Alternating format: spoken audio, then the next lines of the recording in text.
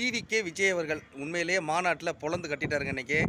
எப்போதுமே எங்களுக்கு வந்து ஐடியாலஜி இது வந்து எதிரி வந்து பிஜேபி தான், அரசியல் எதிரி வந்து திமுக தான் அப்படிங்கிறத மறு திரும்ப திரும்ப திரும்ப அந்த விஷயத்த சொல்லி மன்னராட்சியை முடிவு கொண்டு வருவோம் அப்படின்னு தான் அவர் பேசியிருக்கிறார். அதை தாண்டி பாடல் கூட என்ட்ரிலேயே மன்னராட்சிக்கு முடிவு கட்டுவோம் அப்படிங்கிறது தான் அதில் இடம்பெற்றிருக்கு.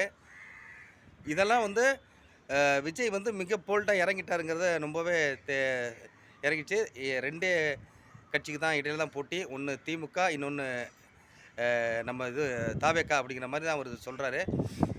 மோடியை கடுமையாக விமர்சிக்கிறாரு. உங்களுக்கு ஓட்டு போட்ட மக்களுக்கு நீங்கள் என்ன செஞ்சுருக்கீங்க?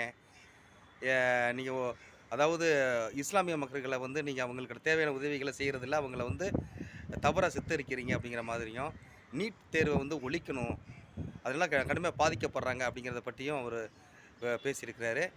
அப்புறம் வந்து கச்சத்தீவை மீட்டு கொடுத்துருங்க தயவு செய்து, இது உங்களோட கடமை அப்படின்னு அவர் சொல்லியிருக்கிறாரு. நிறைய விஷயங்கள் பேசியிருக்கிறாரு. திமுகவுக்கும் பிஜேபிக்கும் எதிராக கடுமையான விமர்சனங்களை வச்சிருக்கிறாரு.